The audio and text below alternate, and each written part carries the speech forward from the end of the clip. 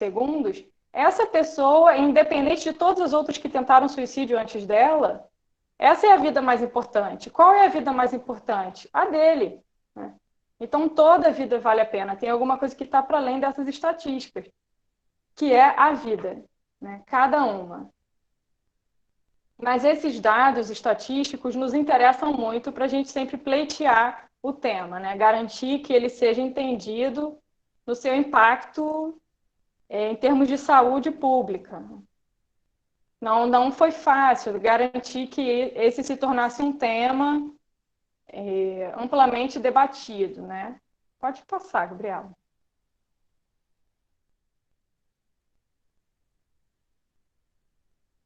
Acho que, deixa eu ver, não sei se você passou um outro, passou da nuvem. Tá, aí tem as questões da neuroquímica, né? Bom, é evidente que tem alguma coisa física que pode estar envolvida com isso, mas desde já a gente já vai pensar que, olha, é muito mais uma questão da história de vida do sujeito do que um aspecto físico, né? E, portanto, é muito menos um aspecto biológico do que um aspecto psicossocial, né? É muito mais um aspecto psicossocial. Mas o que a gente tem para trazer aí, principalmente em termos de neuroquímica? É essa baixa concentração de serotonina no cérebro, que pode favorecer, né, a ideação suicida, o risco de suicídio e baixos níveis do HVA, né? O HVA é o ácido homovalínico, né? O ácido homovalínico ele está envolvido na produção da dopamina. Se ele está envolvido na produção da dopamina, quando ele está reduzido, a gente tem um desequilíbrio no sistema de recompensa. O sistema de recompensa é aquele que nos gera motivação, é aquele que nos desperta felicidade quando a gente come, quando a gente estava com fome, ou quando desperta felicidade com coisas que a gente gostava de fazer antes, né? Então, quando ele está reduzido, a gente vai ter um desequilíbrio nesse sistema de recompensa. Portanto, a gente vai passar a ter menos prazer naquilo que antes a gente tinha acostumado o corpo a gostar, né? E a primeira lá que eu falei da serotonina, acabei passando batido, porque acho que é uma coisa que vocês ouvem muito, que é o hormônio é o neurotransmissor do prazer, né? E o HVA talvez vocês ouçam um pouco menos, mas é muito importante a gente lembrar também que os fumantes, eles têm menores níveis de HVA. Então, a gente tem um maior risco de um comprometimento nesse sistema de recompensa, de motivação, né? Naturalmente. Pode passar, Gabi. Os fatores de risco, eu vou trazer, vocês vão ver que são vários. Por que tantos? Para aumentar a chance da gente notar em nós mesmos e no outro, né? Então, tipo de sexo, gênero, a gente pode dizer assim, ó, que em mulher a gente vai ver mais tentativas, né? As mulheres tentam mais contra a sua vida. Porém, a gente vai ver que os homens são os que mais morrem por suicídio, né? Por que isso acontece? Porque os homens eles vão ter mais acesso aos meios letais. Muitas vezes a mulher ela vai tentar suicídio de um modo que não seja efetivo. Então, o homem ele vai ter mais fácil acesso a uma arma de fogo, conhecimento sobre uma tubulação, onde é que está, produtos agrotóxicos também, né? Então, naturalmente, a gente acaba tendo esse maior número de homens do que de mulheres que morreram por suicídio. Mesmo que a gente tenha, sim, maior número de mulheres que tentam suicídio. Em relação à faixa etária, a gente vai ver que o idoso ele tenta menos suicídio do que o mais jovem, né? Só que o idoso ele tende a utilizar um meio mais letal. A gente vai ter menos jovens tendo acesso ao meio letal e mais idosos tendo acesso aos meios letais. E outro aspecto da faixa etária que a gente pode dizer é que os jovens eles têm ainda uma rede de apoio em elaboração. Se ela for menos fortalecida, ele também já vai estar mais vulnerável. Ele não é uma pessoa, geralmente ele é uma pessoa que não tem filho ainda, e que é um dos elementos que algumas pessoas têm como sentido de vida, né, de continuar vivendo. Então, dificilmente a gente vai ter um adolescente que tem filho. E se ele tiver toda uma rede de apoio ali estremecida, a gente vai falar, vai considerar que é uma faixa etária de maior risco. Viver sozinho e viver em área urbana, por que é um fator de risco? A gente está falando de ambientes, de um cenário onde as redes de apoio são mais líquidas, né? São redes mais frágeis, elas se desmontam ali num piscar de olhos, cada vez mais, é mais líquida essa rede de apoio. Ela escorrega, né? Facilmente, quando o sujeito vai ver, aquela rede que ele tinha já não existe mais. E também são ambientes, né, na área urbana de maior competição, né? São ambientes menos solidários, com mais egoísmo. Em muitas áreas urbanas a gente também tem essa presença da violência no nosso imaginário. Então, pela violência, pelas desigualdades sociais, a gente tem nas áreas urbanas uma produção de corpos medrosos, né? Por essa violência. Corpos medrosos pela violência que existe, mas também por tudo o que se fala tanto dessa violência o tempo inteiro nas mídias ou com a nossa rede presencialmente. A gente sabe dessa produção de corpos medrosos, né? Que se dá principalmente na área urbana. E em relação a outra área, né, que a gente pode considerar como não urbana, uma área rural, uma coisa que acontece é o acesso a agrotóxicos. Pessoas que vivem ali da agricultura e que têm um rápido acesso a isso.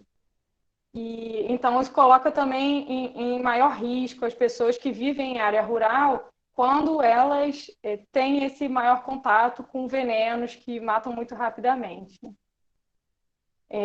Como em outras cenas, a gente vai ter mais fácil acesso a armas, né, ou a tubulação de gás. Outro fator de risco é o desemprego, né? E assim, mais do que estar sem emprego, é você perder o emprego.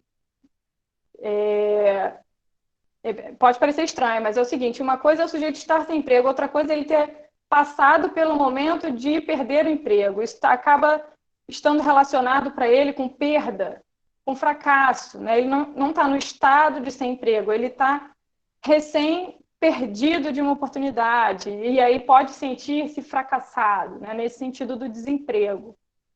Outro fator de risco são as perdas, e aí a gente vai falar de perda de toda a ordem, né?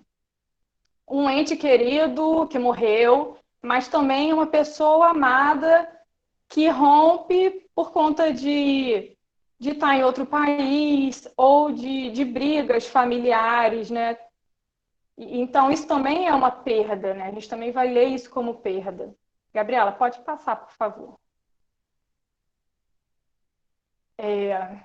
A instabilidade como fator de risco, a gente vai ver aí a instabilidade pessoal, né? E a instabilidade familiar também. Um contexto familiar instável é, evidentemente, um fator de risco. Os abusos também são. E aí a gente vai falar de abuso físico, abuso sexual, assédio. Que assédio? Um assédio que vai aparecer na impertinência, na perseguição, né? Isso é um fator de risco. A gente não pode deixar passar batido, naturalizar isso. Transtornos psíquicos, enquanto fator de risco, eu gosto de destacar, assim, quanto que isso é um dos itens dessa lista, né? Ele não é o fator de risco, ele é um elemento dentre os riscos, né? Então, bom, a depressão ela vai estar muito associada ao risco de suicídio, a ansiedade também, né? E o transtorno do humor quando o sujeito está em episódio de depressão. Em relação às esquizofrenias, a que mais pode aparecer, né, esse risco de suicídio, é a esquizofrenia do tipo paranoide. O sujeito vai ficar ali insistentemente com aquela sensação de perseguição, né? E em alguns momentos parece que não tem saída essa perseguição, que ele vive ali constantemente. E uma pessoa que tem esquizofrenia paranoide, ela geralmente tem o pensamento organizado, ela tem um bom pragmatismo para organizar coisas, então tem muito mais chance dela conseguir efetivar, né, organizar uma forma letal. Uma coisa assim que eu queria falar é em relação à ideia de Setembro Amarelo, né, antes de passar para o próximo tópico, é que o Setembro Amarelo, essa palavra, né, claro, tem mais de uma explicação para isso, mas a explicação histórica mais presente, né, é a de um rapaz que se chama Mike. Na verdade, ele era um adolescente, né, 17 anos, e ele fazia restauração, ele gostava de fazer restauração de carros. Ele encontrou um Mustang num terreno baldio, e esse Mustang, ele estava em petição de miséria. O Mike fez sozinho a restauração do Mustang, pintou esse Mustang de amarelo, né? E então ele era conhecido, apelidado como o Mike Mustang. E esse Mustang era muito marcante, então, para ele, na vida dele, para a família. Então, era um apelido do Mike, né? Essa associação com esse Mustang amarelo. E o Mike era um cara muito doce, prestativo, sorridente, né? E ainda assim o Mike, ele se matou, né? Quando o Mike se matou, em 1994, os pais dele, os amigos também, no velório, eles distribuíram cartões. Nesses cartões, a pessoa ia ver ali alguma frase de acolhimento, uma frase de como pedir ajuda, né? A principal frase é: peça ajuda. E, e aí, nesse cartãozinho, eles colocaram fitinhas amarelas, como essas que a gente costuma ver distribuindo, né, sendo distribuídas com esse formatinho de uma fita de cetim colado junto ao cartão, o amarelo por conta do Mustang, uma coisa que era muito importante para a história do Mike. E assim ficou o Setembro Amarelo. E aí, quando eu falo de transtorno psíquico, eu gosto de reforçar que o Mike, ele não tinha nenhuma dessas patologias, como depressão, transtorno do humor em episódios de depressão, esquizofrenia paranoide, quadro de ansiedade, ele não tinha nenhum desses diagnósticos, né? Então, por que eu estou reforçando isso? Porque a, a, o tema do suicídio está muito mais relacionado ao sofrimento, de um modo geral, à existência, do que a um sintoma ou a um diagnóstico. O sintoma, para a psiquiatria, ele vai ser identificado a partir de algum comportamento que a gente está vendo, que a gente está concluindo. Enquanto que o sofrimento, ele nem sempre ele vai aparecer com um sintoma, né? E o sujeito que sofre psiquicamente, então nem sempre vai ser alguém que receberá um diagnóstico, porque nem sempre ela mostra um sintoma, mas sim, ela está ali em sofrimento, né? Inclusive, o fato de ter o risco aí da pessoa não manifestar nenhum sintoma, tem menos chance ainda da gente identificar que ele precisa de ajuda. Então, se a gente ficar entendendo que o suicídio é uma realidade para o deprimido, é uma pegadinha muito arriscada, né? Também em relação aos transtornos psíquicos, a gente vai considerar que o uso abusivo de algumas substâncias ilícitas, como, por exemplo, os solventes, né? Os meninos que fazem uso abusivo de solventes estão mais expostos aí como fator de risco para o suicídio. E o uso abusivo de álcool, né? Pessoas que começaram a usar álcool muito jovens, ou pessoas que usam uma grande quantidade, ou pessoas que usam regularmente.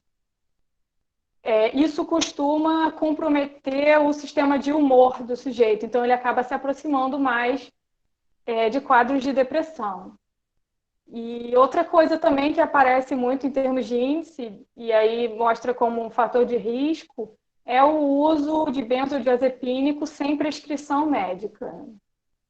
Nós temos muitos colegas da área da saúde que assim morrem, né? Tem rápido acesso aos benzodiazepínicos e, e às vezes vão utilizá-los sem prescrição médica e tem uma avaliação do outro e no momento que ele usa, então a gente está ali considerando que ele está fazendo isso também como um desdobramento de uso abusivo de uma droga, nesse caso ilícita, né? As doenças incapacitantes ou de dor crônica, elas também são um fator de risco. É alguma coisa ali que parece que não vai terminar nunca, né? Então, se a pessoa não tiver nenhuma estratégia de manejo da dor, se ela não tiver acesso a um cuidado que maneje a sua dor, ela está aí num campo de risco de ideação suicida, né? Ou até de tentar o suicídio. Tentativas prévias. A gente tem sempre que ficar atento quando a gente está lidando com alguém que já tentou suicídio. Ela também pode se dar conta de que o modo como ela tentou não funcionou e aí ela teve talvez a oportunidade de elaborar melhor isso, enfim, por várias razões também. Afinal, muitas vezes ela continua exposta àqueles problemas da vida que fizeram com que ela já tentasse suicídio antes. Quando ela tenta suicídio, ela não cura o sofrimento existencial. Então, ela continua exposta àqueles desafios da vida. Em relação aos traços de personalidade, que elementos da personalidade a gente pode identificar como um risco? Por exemplo, uma pessoa que manifesta o seu sofrimento através da agressividade, né? Ou da impulsividade, uma pessoa que fala ali sem pensar, alguma coisa que ela não falaria se ela estivesse em sofrimento. Então, pessoas que têm, vamos dizer aqui, eu não gosto dessa palavra tendência, né? Mas o sujeito que manifesta o seu sofrimento na agressividade ou na impulsividade, a gente vai identificar como alguém que tem um fator de risco. A mídia, o que a gente pode falar em relação à mídia? É um pouco polêmico, né? Se a gente pode falar ou não de suicídio, a mídia toca no assunto, ou isso está errado, o que a gente faz com esse fato, né? Então, a mídia, ela pode ajudar, como? Divulgando modos de você pedir ajuda ali no instante da ideação suicida. Então, ela pode contribuir muito, falar sobre os serviços de saúde, quais são as estratégias que estão disponíveis hoje para acolher a pessoa que está ali com a ideação suicida. Quando é que a mídia vai ser negativa? A mídia ela é negativa, né? Ela se torna um fator de risco quando ela faz uso de um sensacionalismo nesse tema, né? Ou ela traz os detalhes de como a pessoa se matou. Ou quando é uma pessoa famosa, ela explora isso ainda mais. Então, hoje existe um manual que foi construído pelo Ministério da Saúde que serve como guia para os dispositivos da mídia. Os dispositivos da mídia precisam atender a esse manual, que serve para prevenir, né, para reduzir os danos dessa intervenção da mídia sob o ponto de vista negativo dela. A forma como ela divulga é prejudicial para as pessoas mais vulneráveis. Para uma pessoa que já estava contemplando o suicídio, ou para jovens que têm uma menor rede de apoio, que pouco costumam pedir ajuda à família, né? Ainda não sabem lidar com as dores. Então, a notícia ser passada com muito detalhe, essa sim é prejudicial, porque ela coloca em risco aquela pessoa que já estava contemplando essa possibilidade de se matar. Depois que a Marilyn Monroe se matou, muitas mulheres da mesma faixa etária, com as mesmas dificuldades que ela passava na sua vida, se mataram da mesmíssima maneira que ela fez.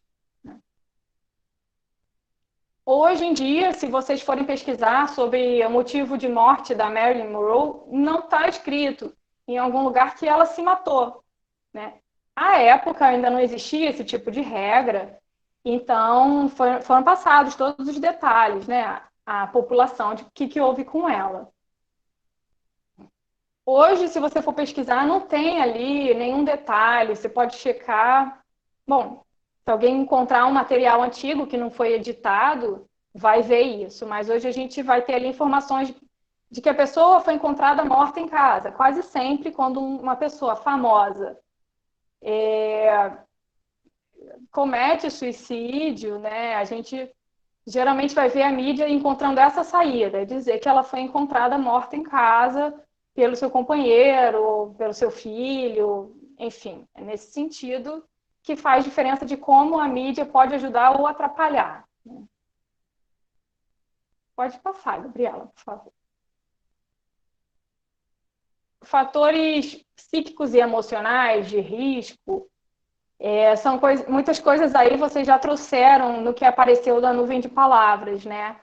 Que é se sentir inferior, esse sentimento de solidão, né? A infelicidade. Aqui não aparece a palavra angústia, que vocês trouxeram muito. E a angústia, ela vem, né, muito desses elementos. Aparece na infelicidade. A inatividade, ela também é considerada como um fator de risco, né, psíquico ou emocional.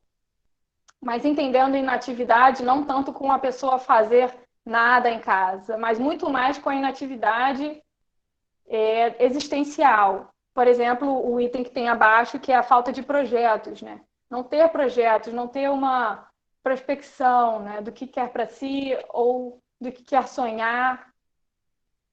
E aí isso a gente vai chamar um pouco também de inatividade, né? Inatividade existencial. Pode passar. Dificuldade de memória é um fator de risco que vai estar presente principalmente nos idosos, né?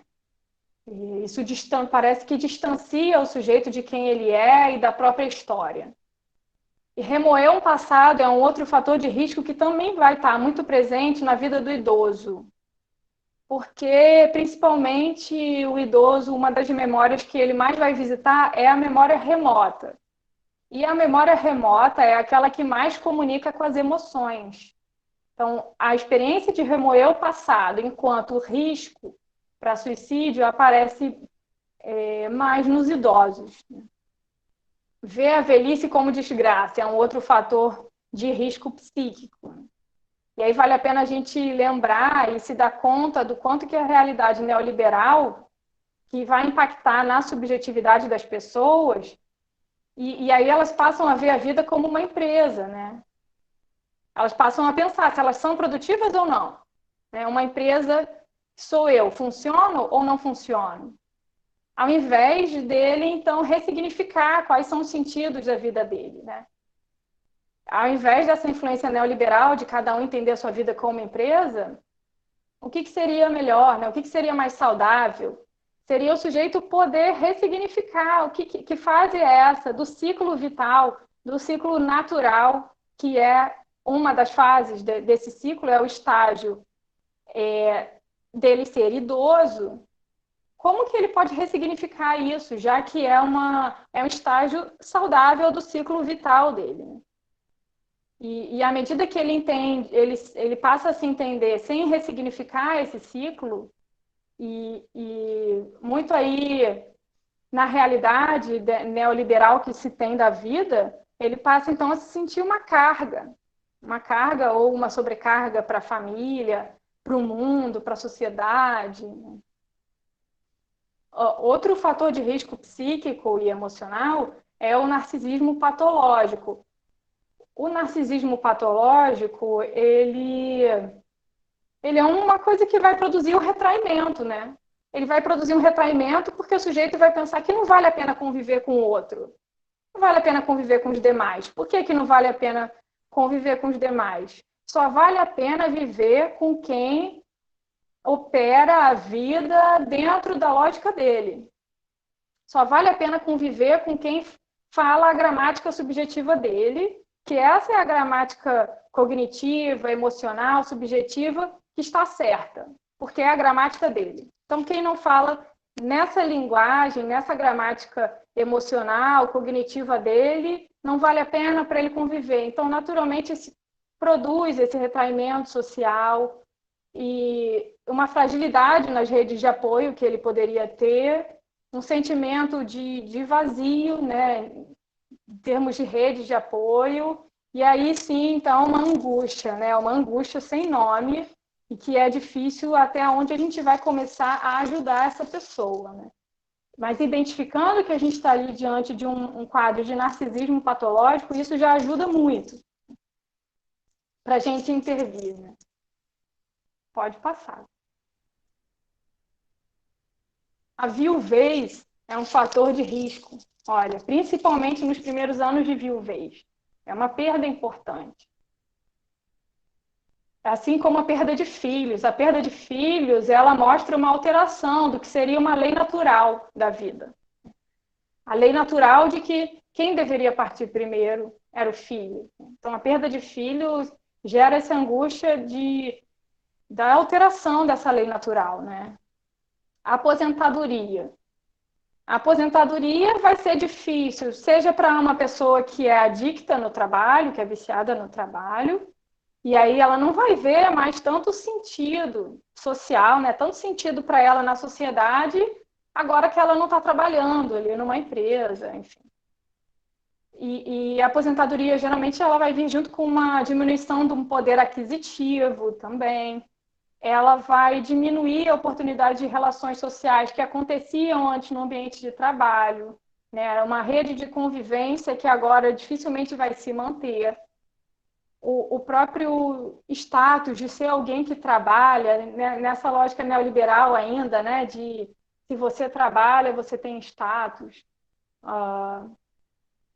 E aí, de novo, a pessoa corre o risco de se sentir uma carga para a família, porque no cotidiano antes talvez ela não estaria em casa na hora do almoço, e aí ela passa a estar mais presente ali no cotidiano dessa família, seja para o cotidiano, seja também financeiramente, em algumas ocasiões, né?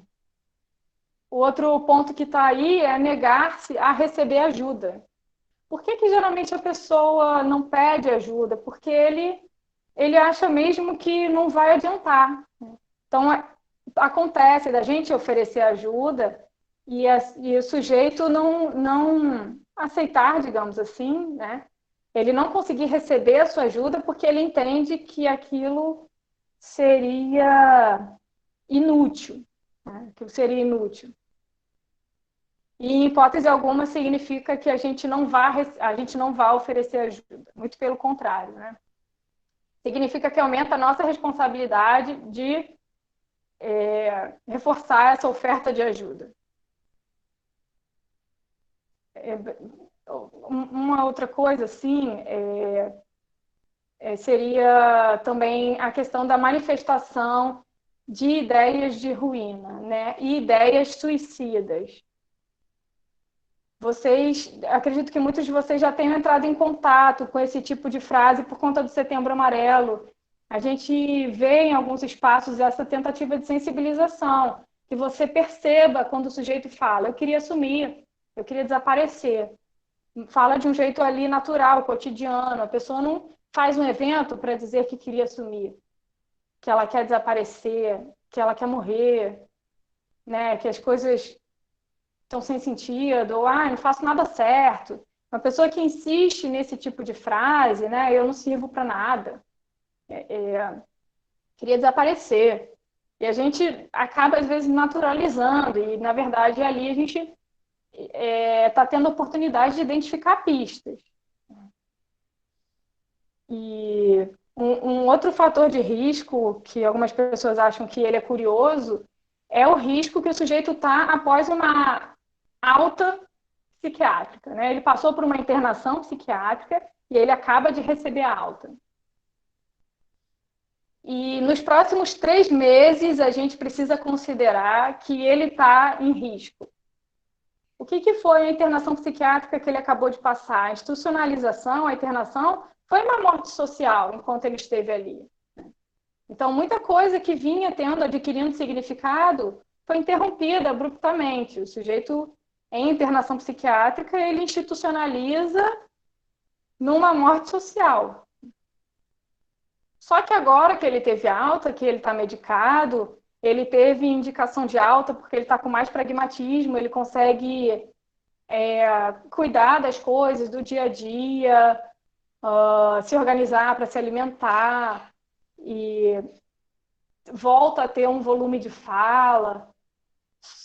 Então, ele ali vai ter mais ideias, mas também mais críticas presentes nas reflexões dele, porque ele pode continuar com a ideação suicida. Ele pode continuar exposto àquilo que o faz sofrer. Agora ele está com maior pragmatismo, então tem maior chance dele o quê? Dele conseguir concretizar o suicídio. Então, nisso que a pessoa está dando uma melhorada, aí a gente tem um grande risco de suicídio se ele era um cara que chegou ali na internação com uma história de ideação suicida.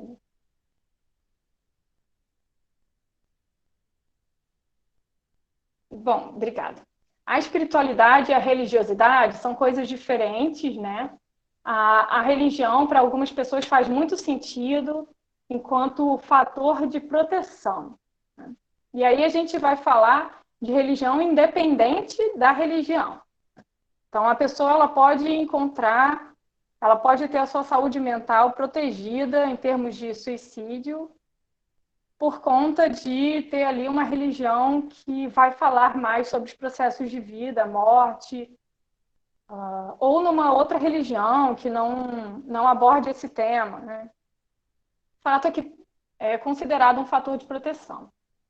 E a espiritualidade, ela é independente de religião. A espiritualidade está relacionada com o sujeito encontrar um sentido para a vida.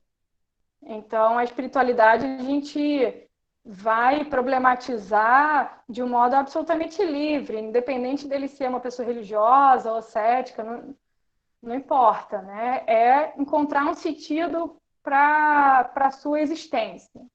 Isso é um fator de proteção. A rede social dele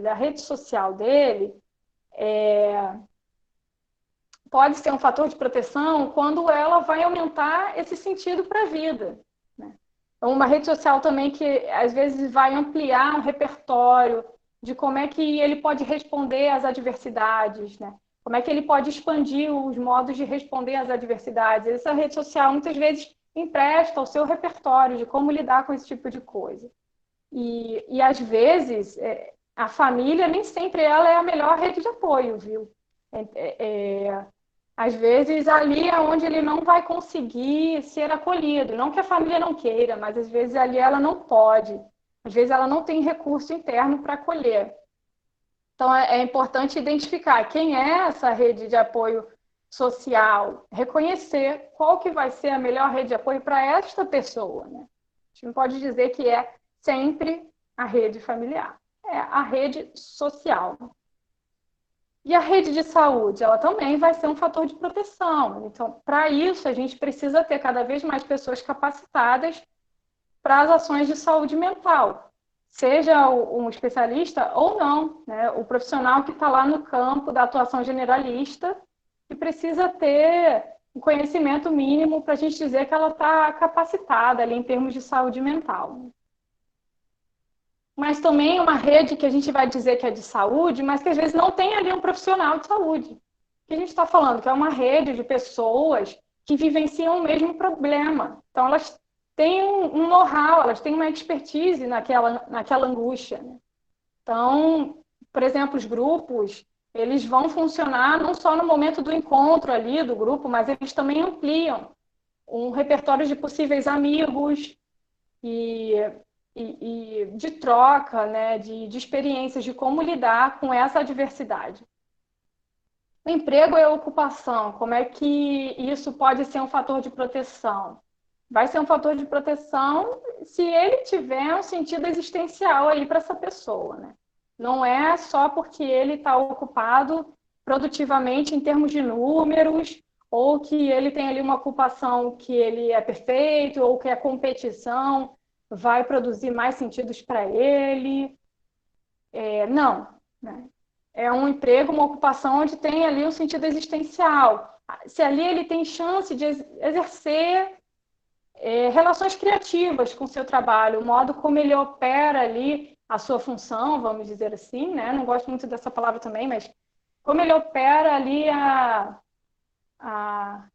relação dele com o trabalho, que possa ser uma relação legítima, né? Nesse emprego ou nesse trabalho, para além da questão do produtivismo, né? Pode passar, Gabriela. Outro fator de proteção é a gente considerar que ele tem uma percepção da vida. Por exemplo, ele ser otimista. Ter uma percepção da vida com maior tendência para o otimismo do que para o pessimismo. Naturalmente, as reflexões dele vão ser, então, muito mais uma proteção do que uma exposição. A psicoeducação, ela também é um fator de proteção da gente pensar, por exemplo, em relação aos telefonemas, que é um tema divulgado, a gente sabe da importância deles, também tem novos aplicativos que vão sendo desenvolvidos a cada dia, e que se a gente não fizer uma intervenção de psicoeducação, as pessoas não podem utilizar. Por que não é só educação, é psicoeducação? Porque ele também vai precisar construir ali, com ele, qual que é o momento que eu peço ajuda? Ah, puxa, mas eu estou aqui pensando nisso. Ah, mas é normal, vai passar. Enquanto não, na verdade, a gente tem que problematizar com ele. Bom, até que ponto você vai esperar do dia? Né? Quais foram os seus sentimentos e as suas ideações de hoje? E qual é a perspectiva aqui que a gente pode colocar como um momento aqui? Ó, aqui você está em risco, hein? Vamos lá, é aqui. E aí a gente vai construir com ele nessa lógica da psicoeducação. Ó, aqui você vai dar o start do telefonema. Aqui qual é o aplicativo que você já vai ter instalado? Ou quem é o colega que você sabe que está sempre disponível quando você telefona? Né? Numa construção prévia, né? Outra coisa é ele preservar as habilidades sociais, porque desse jeito ele também tem mais chance de acessar alguma rede de apoio informal ou pontual e ter confiança em si, né? Ter confiança e boa autoestima vai ser o oposto da insegurança, né? Se eu não me engano, na nuvem de palavra apareceu alguma coisa de insegurança, ou nesse sentido, assim, né? Ter essa boa autoestima ou essa confiança. Possuir estratégias de autocontrole das emoções, né?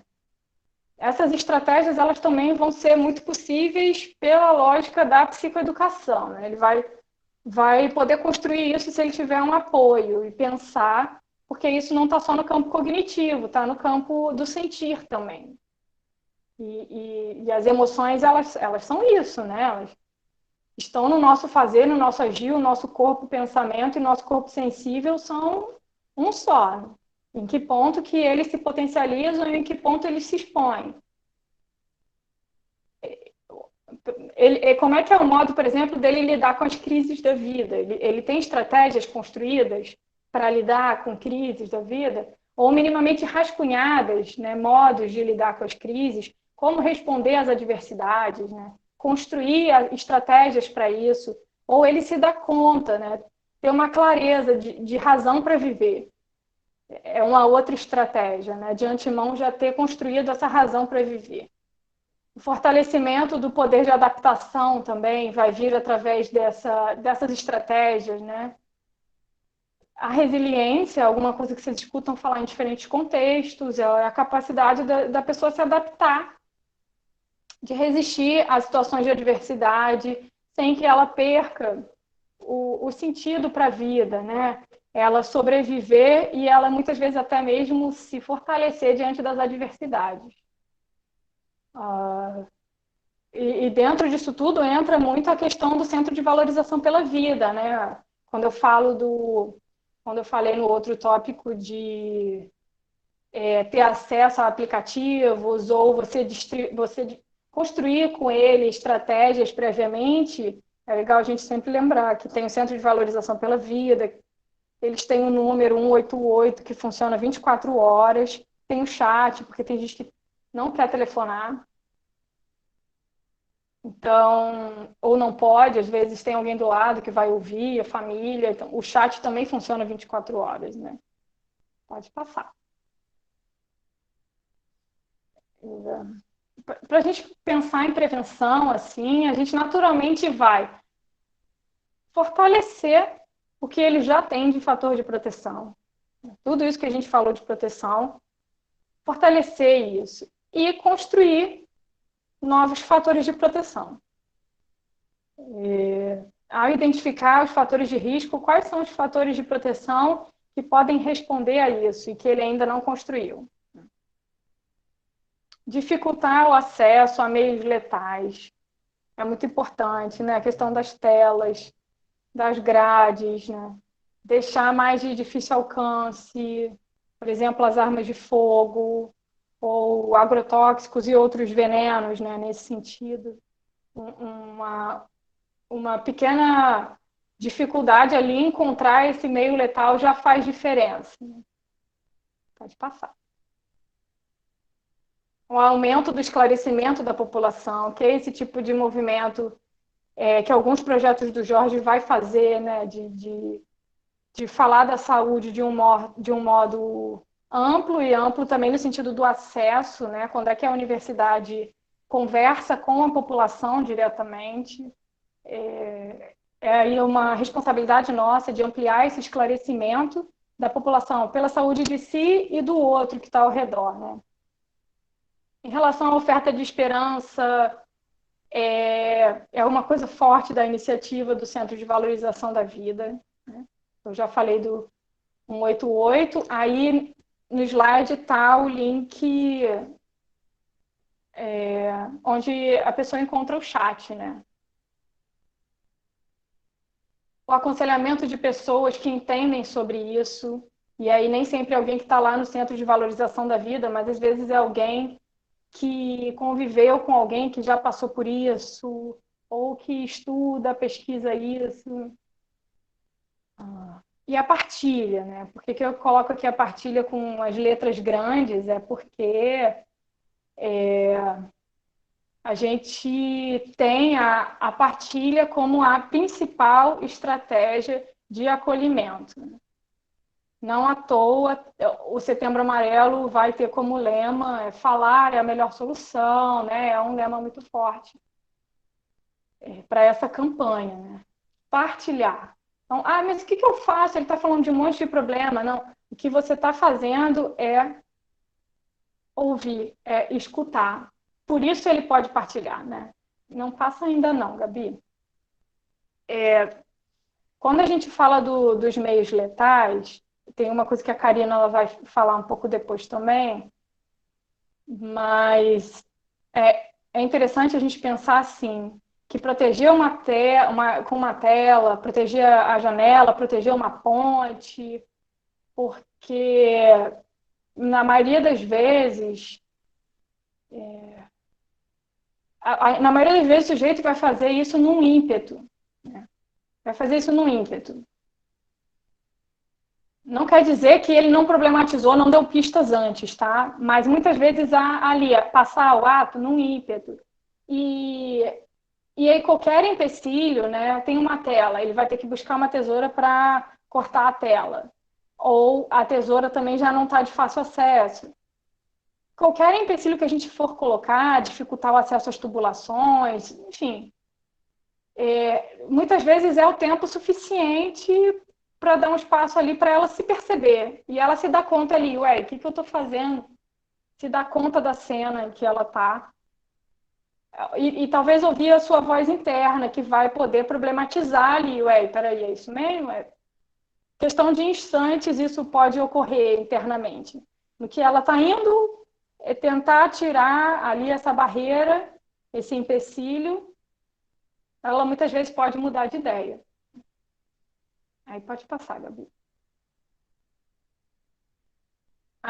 Outra prevenção que também tem a ver com riscos psíquicos, é alguma coisa que vocês escutam falar também com certeza, é a importância dessa atividade física de modo regular, né?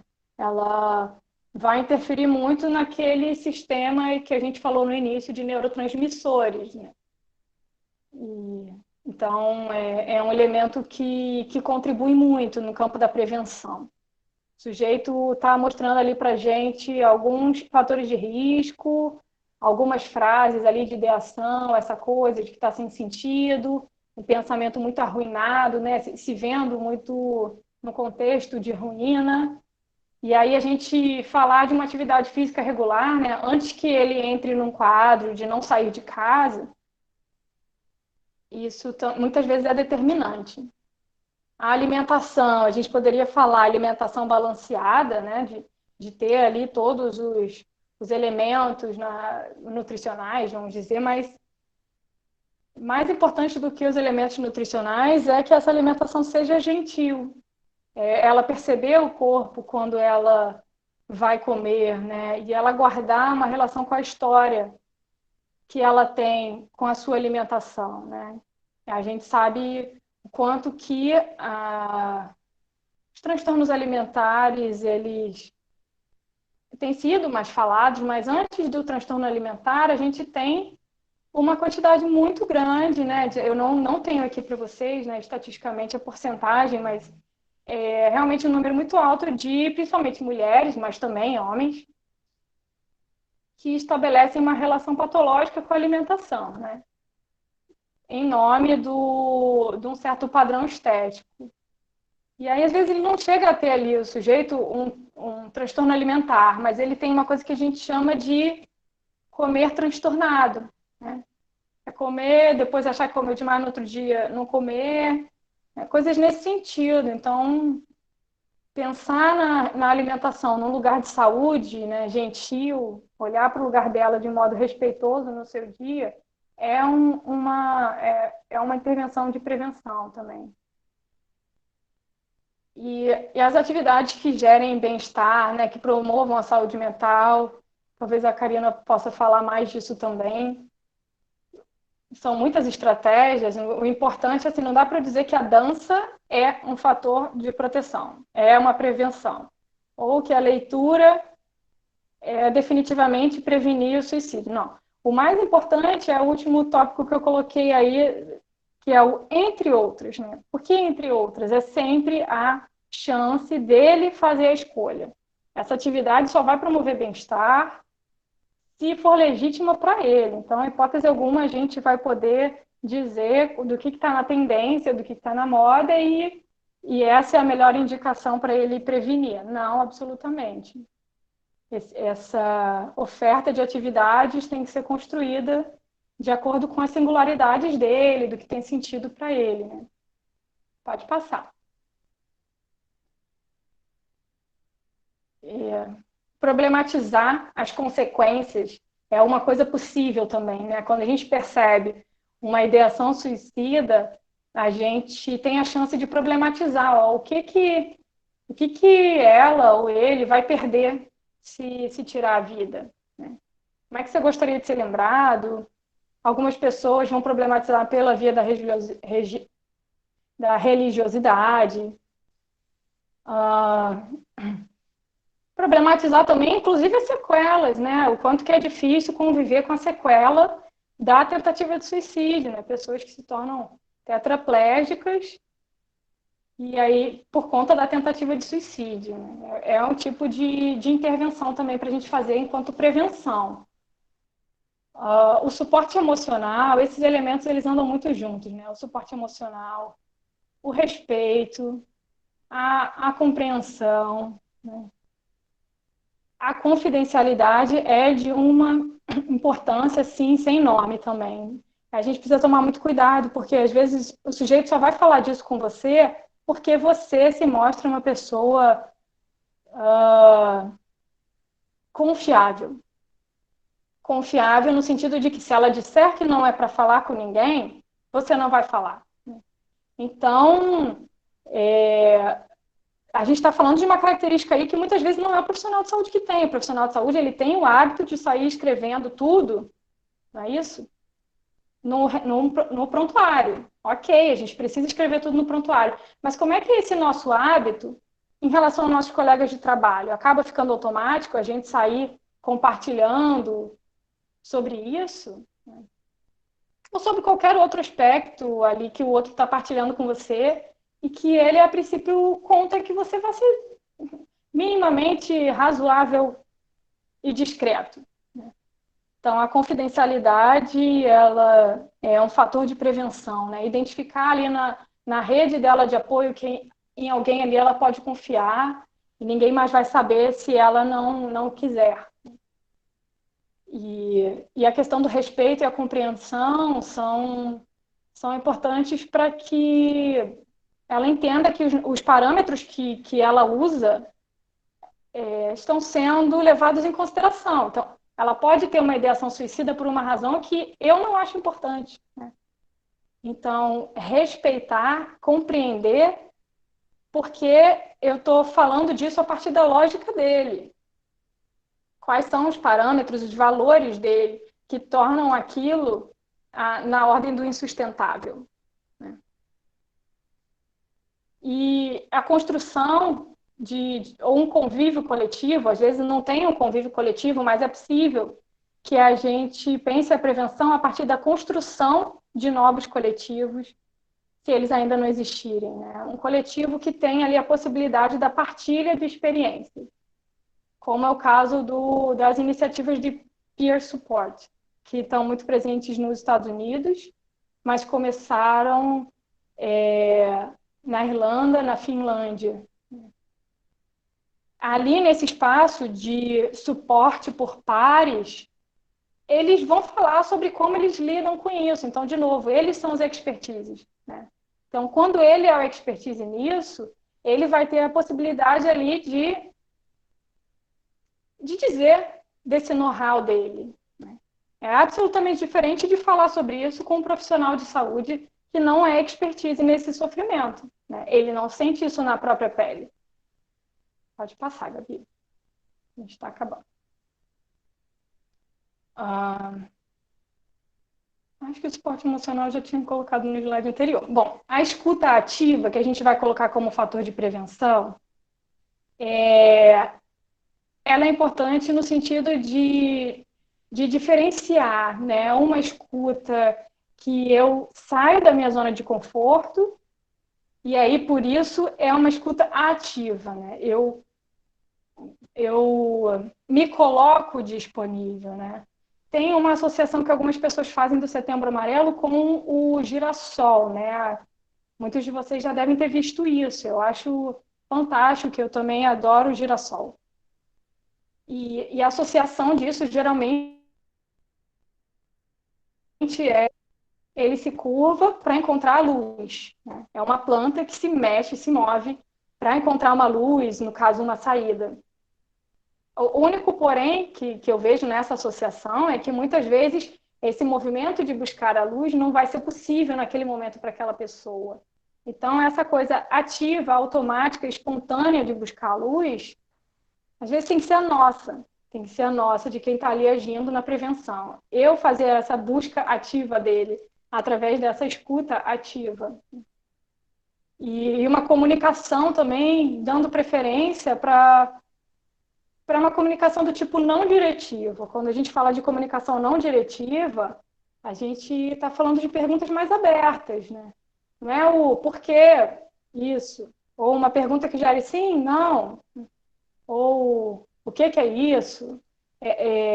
Começar com perguntas amplas, assim, fazer uso do como, né? Como é que você se sente? Como é isso para você? Como isso se deu, né? E o que, em algumas circunstâncias, o que aconteceu com você, né? Como você se sente. Quer dizer, é totalmente diferente de eu perguntar por que você se sente assim. É muito mais invasivo do que eu perguntar como você se sente, né? Como é isso para você? Isso é a comunicação não diretiva. E, eventualmente, fazer um breve resumo do que ela acabou de falar, para ela se dar conta de que você está, sim, ali com uma escuta ativa, né? Você está prestando atenção no que ela tá dizendo. E também no processo de escuta, a gente não se mostrar assustado, né? Fazer o máximo de esforço para a gente não se mostrar assustado, porque isso naturalmente passa um julgamento, né? Um senso de julgamento, ainda que seja intencional, ainda que a sua intenção seja a melhor do mundo. o estar assustado já mostra que você julgou, né? Analisou.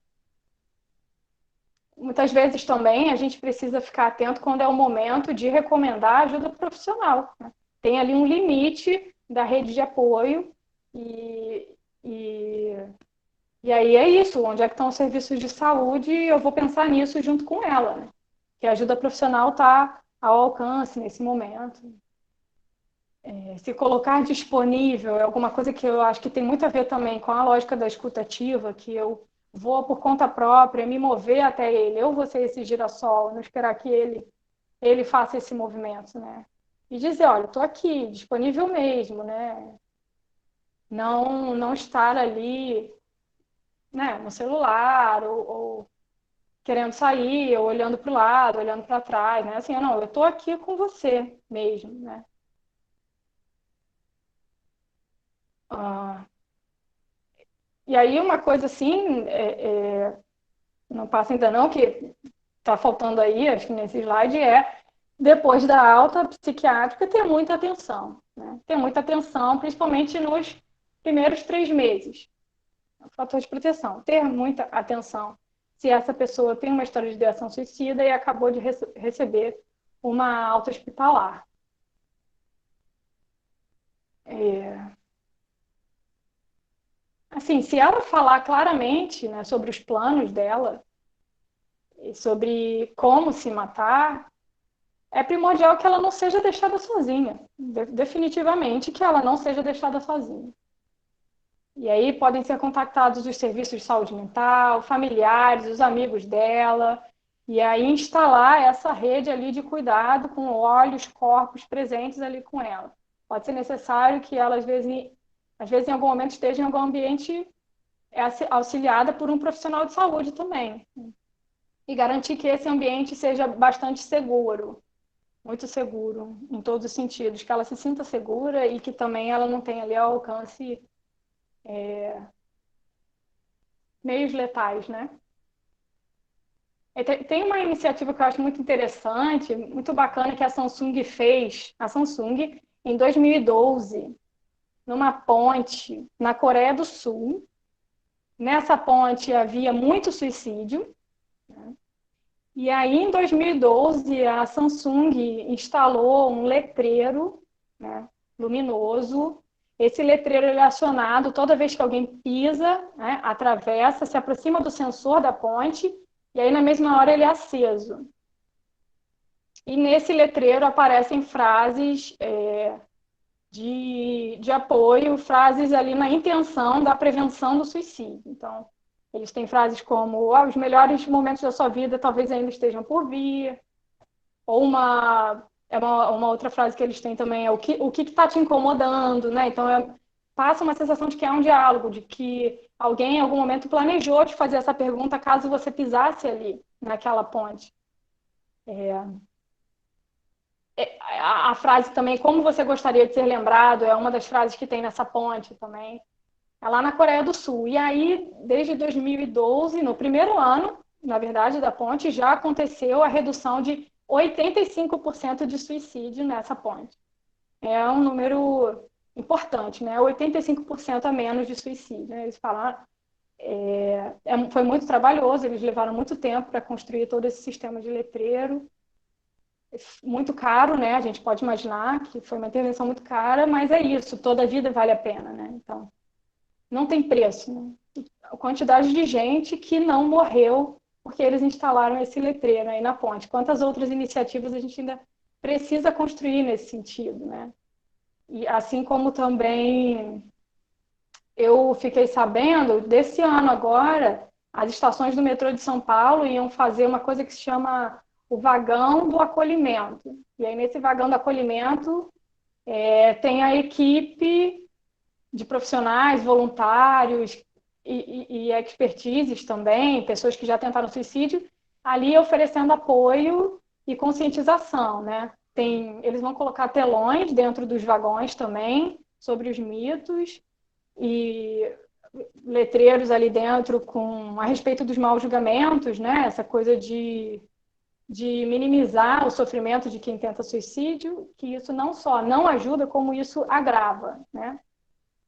agrava o risco, porque a pessoa se sente ainda mais incompreendida, né? E aí eles vão fazer esses vagões aí no metrô de São Paulo esse mês. Eu achei bem interessante. Ainda não vi como é que vai ficar, mas fiquei sabendo. Pode passar, Gabi. Aqui eu trouxe para trabalhar com vocês. Quantos minutos que a gente tem? Tá quatro. Foi rápido, mais ou menos. Mitos e verdades, assim, vou falar rápido, que, que, que coloca a gente numa situação de estar muito arriscado da gente atrapalhar ao invés da gente ajudar, apesar da nossa intenção ser ajudar. Então, eu queria muito problematizar com vocês isso, né? Os mitos e as verdades. Quando a gente fala que pessoas que falam sobre suicídio não têm a intenção de se matar. Então, se a pessoa está ali conseguindo falar, é porque ela não tem intenção de se matar. Isso é um mito, né? Eu ia pedir para vocês falarem o que vocês acham, mas eu acho melhor não, senão a gente vai acabar levando mais tempo. Que pena. Isso é um mito, né? Achar que se a pessoa fala sobre suicídio, ela é aquela pessoa que não vai tentar. É um mito. Se ela fala, a gente está diante de alguém que pode tentar suicídio. A maioria dos suicídios acontece repentinamente, sem aviso. A pessoa não deu pistas antes. Isso também é um mito. Dificilmente é alguém que não deu pistas antes. A maioria, outra coisa que a gente pode pensar assim, a maioria dos suicídios é precedida por discretos sinais comportamentais ou verbais. A maioria dos suicídios foi precedida por sinais verbais ou comportamentais. Sim, isso é verdade. A maioria das pessoas deu pistas antes. Pode passar. Alguém com propensão ao suicídio está determinado a morrer. Isso é um mito. Ele pode ter propensão ao suicídio, mas ele não quer morrer. Ele pode sentir a necessidade de acabar com os problemas que ele vive, que ele não encontra solução, e ele não está determinado a morrer, né? A perder a vida dele. Ele é muito mais atacado, atravessado pelos problemas, né? Pelas angústias, do que por uma vontade de não estar mais aqui, não estar mais vivendo. Então, isso é um mito.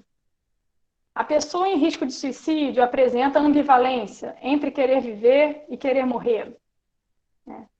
Isso é verdade. Ela apresenta essa ambivalência. Ela é uma pessoa que está ali exposta, né, se vendo sem saída e em alguns momentos pensando em morrer, mas ela consegue identificar também motivos para querer viver. Então, é muito comum essa ambivalência. Alguém falou com você sobre risco de suicídio, no outro dia ela está bem. Ah, está tudo resolvido para sempre? Não, né? Essa ambivalência, ela está presente, sim, em pessoas que têm risco de suicídio. A maioria das pessoas que falam sobre suicídio chega ao ato? A maioria que fala sobre suicídio chega ao ato? É verdade. É verdade. Chegar ao ato não quer dizer que ela conseguiu se matar, né? Quer dizer que ela tentou suicídio. Somente pessoas com transtornos mentais cometem suicídio. Essa tá fácil, porque na outra parte, no início, a gente já falou sobre isso, que é um mito, né? Não é uma angústia exclusiva de pessoas que têm ali um diagnóstico de transtorno mental.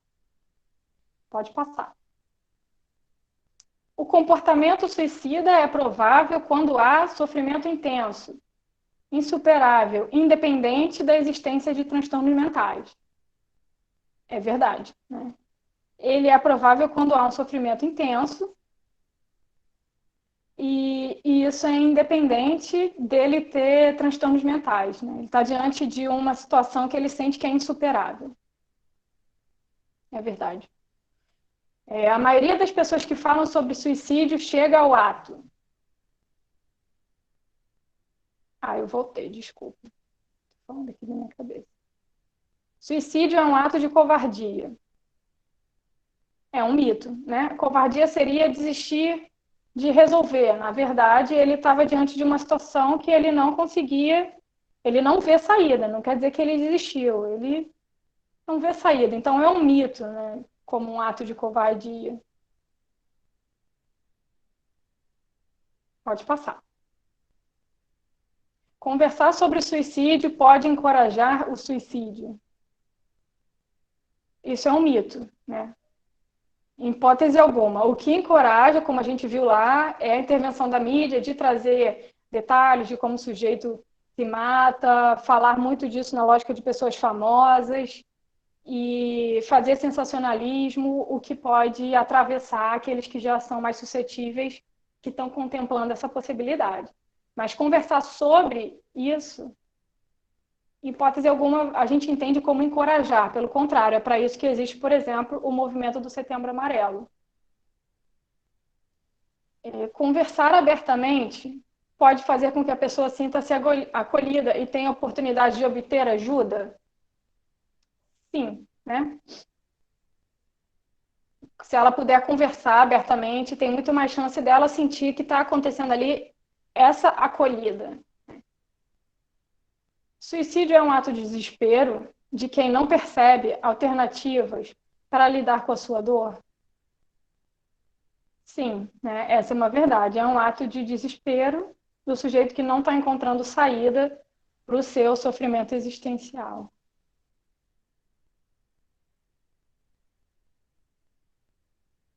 Bem,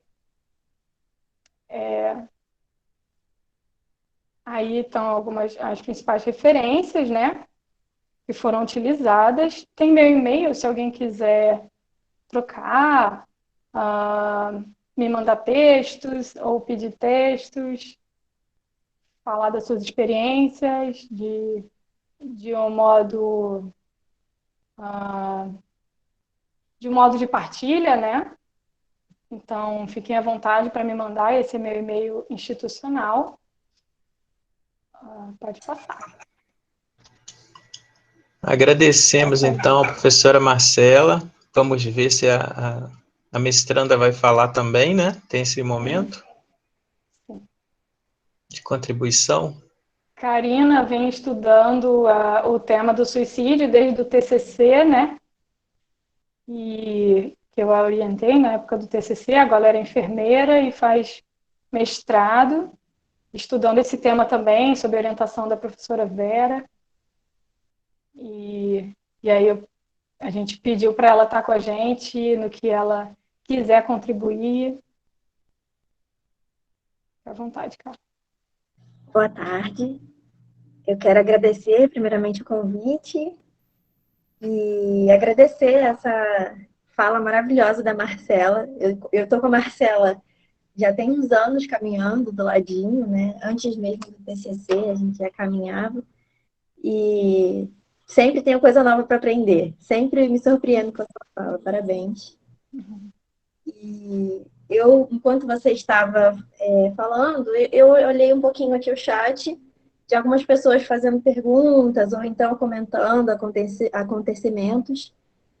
E eu achei legal que mais de uma pessoa falou sobre conhecer alguém que aparentemente estava feliz, era uma pessoa alegre, que não dava sinais, né, de que cometeria e acabou cometendo. E eu gostaria de falar sobre isso inicialmente. Uma das dúvidas foi como perceber, como identificar, mesmo com uma pessoa sendo alegre e divertida. Eu tive um caso de uma palestra no ensino médio e um dos adolescentes lá parecia ser aquele adolescente que é o brincalhão da turma, né? E brincando mesmo, ele deu sinais. Então, todo mundo dá sinais. Brincando, ele falou rindo, falou num tom de tirar sarro, assim, da própria situação. Ele falou a seguinte frase. Uma vez eu peguei, tá doido? Uma vez eu peguei, pensei em fazer igual a menina da série que eu vi, que eu acho que ele estava se referindo àquela série 13 Razões, 30 Reasons Why. que é a história de uma garota que chega a esse ato. E aí ele pegou e falou, tá doido, pensei em pegar a faca e fazer, mas aí na hora que eu pensei na dor, que isso? Aí pegou e saiu, né, o pessoal rindo, e ele falou desse jeito brincalhão dele, mas naquele momento eu já identifiquei, falei, poxa, ele chegou a pensar em cometer. Porque se ele pensou na dor, é porque ele pensou na ideia de que aquilo seria uma opção, entendem? Então, mesmo a pessoa alegre, ela brinca. Eu tenho um outro caso de uma amiga de graduação, que ela brincando numa pesquisa que foram fazer, implementar lá na nossa sala, uma pesquisa sobre a qualidade de vida, tinha uma das perguntas sobre quantas vezes a pessoa já tinha pensado em se matar, se foi naquele último mês, se é todo dia, se foi há uma semana ou há um ano. E aí ela pegou brincando também, do jeito dela, falou, todo dia, todo dia. Nossa, todo dia, não aguento mais essa faculdade. E a partir dessa fala dela, eu guardei, só que, como por ela ser brincalhona, a gente achava que não tinha problema nenhum, não tinha nenhuma gravidade, porque aparentemente a vida dela não apresentava dificuldades, ela tem uma família acolhedora, tem uma religião que ela segue muito, ela não era uma má aluna, ela ia bem na faculdade, inclusive ela se formou, graças a Deus, pela minha fé. Eu sou agradecida que ela se formou, mas um ano depois dessa fala dela, em sala de aula, um ano depois ela tentou, num ato de impulsividade. Ela se viu numa situação que não conseguiu lidar, aconteceu uma coisa na vida dela que ela não soube como lidar, e aí no ato de impulsividade cometeu uma tentativa. Mas, mesmo nessa tentativa também, ela deixou um recado. Poxa, fiz besteira, por favor, vem aqui agora me ajudar a me socorrer, e aí nisso ela foi socorrida. Então, é isso, mesmo quando a pessoa ela é alegre, a gente tem que se atentar a esses sinais, que essas frases que ela fala na brincadeira, as frases elas não variam tanto assim, né? Elas giram em torno daquela frase de eu quero sumir, quero desaparecer, não aguento mais, não dá para fazer, isso aí vai ser assim mesmo, não consigo fazer nada. As outras pessoas vão ficar melhor sem mim, porque eu sou um incômodo, eu sou um peso. E essas frases, assim, elas variam, mas dentro dessa linearidade. Então, mesmo que seja falando em forma de brincadeira, é uma coisa que você tem que ficar de olho. E eu queria trazer alguns itens, assim, em relação ao risco do suicídio, que a Marcela já falou, mas tem alguns que eu também posso citar aqui, que são em relação ao alcoolismo, que é um fator de risco. Tirando desse âmbito da doença psiquiátrica, né, a gente pode falar sobre o comportamento, que o comportamento da pessoa mudar repentinamente, a pessoa ficar mais retraída, se afastar dos amigos, ou até mesmo parar de fazer atividades que ela gostava de fazer. A pessoa gostava muito, muito, muito de dançar ou de sair. E de repente ela não tem mais ânimo, não quer, não comenta sobre. Isso pode ser um sinal de que a pessoa está num quadro depressivo ou tem algum outro acontecimento passando pela vida dela, pela história. Outro fator é o histórico familiar. A pessoa já tem um caso na família, então ela acaba pensando nessa possibilidade por já ter vivenciado ou por sofrer ainda por aquilo que ela presenciou, ou mesmo pensar que aquilo é uma coisa hereditária, é uma maldição. Tem gente que acredita na sua fé que as famílias têm maldição. Então, ter um histórico familiar pode ser um fator de risco. A ansiedade, o pânico, principalmente a tentativa anterior. Então, o número de suicídios que a gente tem concretizados hoje em dia, para cada número de suicídio, as pessoas que tentaram são um número muito maior, porque as pessoas tentam algumas vezes e não tem sucesso, e aí, numa dessas tentativas, elas podem conseguir. Então, o número de tentativas é maior do que o número de fato das mortes concretizadas, né? A pessoa fazer cartas de despedidas, mencionar repetidamente sobre esse tema. E teve uma outra pessoa também falando aqui no texto sobre quando a rede de apoio, né, quando aquela pessoa gostaria de ser apoiada por um outro indivíduo que não vai poder suprir, como a gente poderia fazer para linkar a outro apoio. Então, agora eu vou entrar nessa parte de como abordar, né? Mas sempre enfatizando o que a Marcela estava falando, que a parte principal é escutar, né? A gente tá aberto a isso. E escutar não é só, aham, tá, aham, legal, todo mundo passa por isso, a vida é assim mesmo. Ah, pobre não tem que ter depressão. Tem umas frases assim, né? Que a gente escuta e que realmente me trazem uma frase muito popular, assim, em relação às palavras têm poder. Isso é muito dito, é um dito popular. As palavras têm poder, a palavra tem poder. Não estou relacionando a religião nenhuma, mas a palavra realmente ela tem poder de gerar morte ou mudança, ou vida naquela pessoa. Uma pessoa que já está sensível e vai se abrir, confia em você para isso, ou confia no outro indivíduo, e escuta uma palavra de desmotivação ou uma palavra de desvalorização em relação ao sentimento dela, faz com que ela se sinta pior. Pode sim gerar morte na vida daquela pessoa.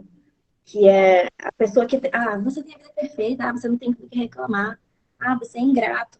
Então, escutar não é isso. O escutar certo é você ouvir atentamente, é você tirar os seus preconceitos de início, de imediato, e tentar ser empático, se colocar no contexto daquela pessoa, porque aquela pessoa foi criada num contexto social, ela tem uma história de família, ela tem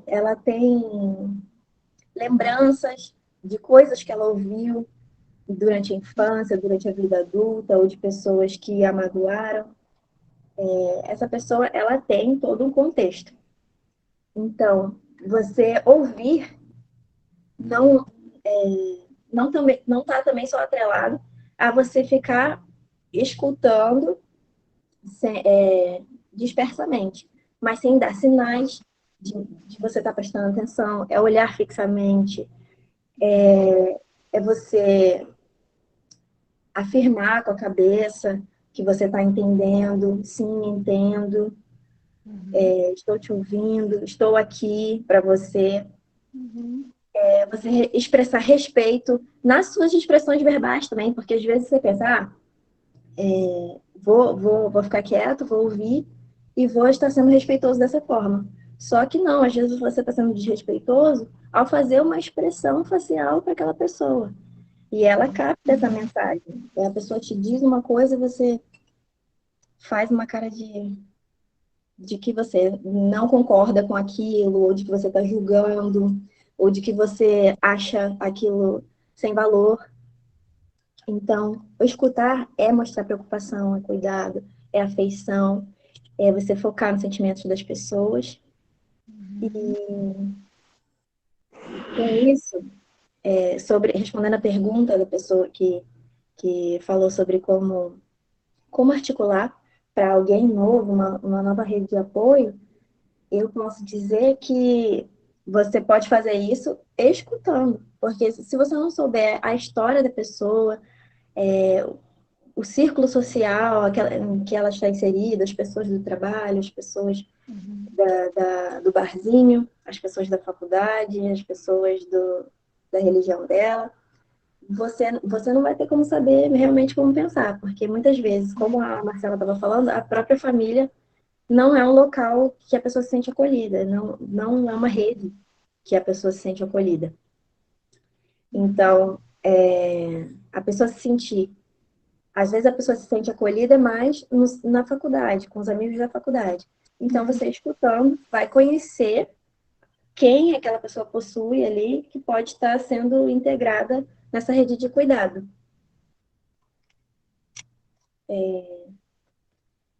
Aí eu quero falar um pouquinho sobre a equipe. Aqui eu estou falando como indivíduos, né, que nós temos que ser empáticos sempre e levar isso para a profissão também. Mas como equipe de saúde, também gostaria de dar uma pincelada sobre a suspeita que possa existir, a suspeita de um comportamento, de uma possibilidade de um suicídio, e como avaliar, né? Como intervir, como se comunicar.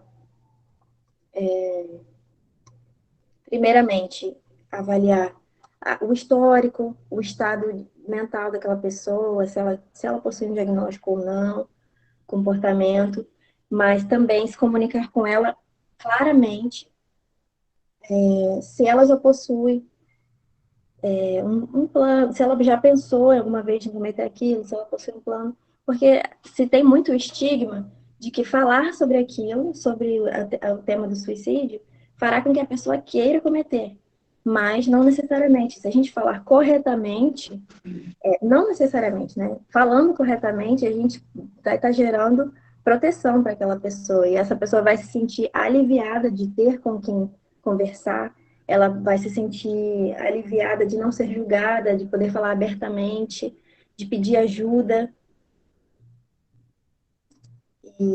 Então, sim, não se deve ter medo de perguntar como, por quê, e afirmar, claro, nesse diálogo, nessa conversa, afirmar que você está ali para ajudar, que você tá entendendo, que você está ouvindo. E é importante, sim, saber se a pessoa já teve um plano suicida atual ou anteriormente. E se você identificar que ela tem algum tipo de risco, sim, nós temos que ter ações. E como fazer isso? Brevemente, vou falar com vocês, porque nosso tempo está curto, infelizmente. Mas eu Se gostaria de. quiser, Cá, Oi. se quiser também, para você poder falar com mais calma, você pode também combinar com o Jorge, porque você tem tanta coisa legal para trazer, para falar com mais calma, assim. Sim, Você sim, eu ia acha? fazer o convite para a gente tentar depois, no outro momento, falando só do seu tema, né, sobre adolescentes, Uhum. porque a gente já está com o tempo bem, bem estourado e eu acho que já deu para responder todas as perguntas. Acho que está sendo ótimo. Tá Mas aí, bem. puder Tá, finalizar. tá, vou te dar. Obrigada, Cá. É porque é bom te ouvir com calma, né? Uhum. Eu acho Tá bom, ruim que então. as pessoas percam a oportunidade de te ouvir. E aí, como já tem gente precisando sair, de repente a Tá, gente aproveita mais a sua fala em outra ocasião. beleza. Então, vou Mas estar foi bom que. finalizando com uma Ah? frase. Eu vou estar finalizando, então, Uhum. só fechando o pensamento, então, para que a gente não fique muito aberto, assim. Que eu gostaria de falar que nós, além de profissionais de saúde, nós, primeiramente, somos seres capazes de gerar mudança, né, através das nossas ações, das nossas decisões e até mesmo da nossa omissão. A nossa omissão também, ela gera alguma coisa. Então, eu venho dizer que nós devemos ser cautelosos com o uso dos nossos poderes, né, nossos poderes de gerar mudança, e que a gente venha usar isso para conscientizar a sociedade, para conscientizar as pessoas acerca desse tema, acerca dos estigmas, e estimular a criação de vínculos mais saudáveis, de relações e de ambientes mais acolhedores, né? Que a gente venha falar disso não só em setembro, mas que a gente venha gerar mudança aí durante todos os meses do ano. Com certeza. Isso Muito aí. obrigada. Karina, muito obrigado, viu? Muito obrigado, Marcela, também pela participação, por ter topado em cima da hora, ter feito a apresentação. Eu estou sem câmera, mas o que vale é o conteúdo. E agradeço a todo mundo que ficou até agora. Foram ótimas as explanações, muito conteúdo que eu acho que todo mundo pode aproveitar, né? Muitas dicas, alguns pontos que a gente precisa estar atento para essa questão do suicídio, né? Dos sinais, dos riscos, fatores de risco. Então, agradeço muito a vocês. Tá bom? Vou agradecer de novo também. Não deu para eu acompanhar muito as perguntas, mas acredito que algumas coisas tenham sido exploradas ao longo da conversa, depois que as perguntas foram sendo feitas. Mas se houver alguma necessidade de partilha, também volto a dizer aí que meu e-mail está disponível e a gente pode estender a nossa conversa sempre assim no campo dos e-mails também, tá? Tá Obrigada, ótimo. Jorge. Obrigado, então, pessoal. Boa tarde. Agradeço a presença de vocês aqui, tá? Tchau, gente. Bom fim de semana. Tchau. Tchau.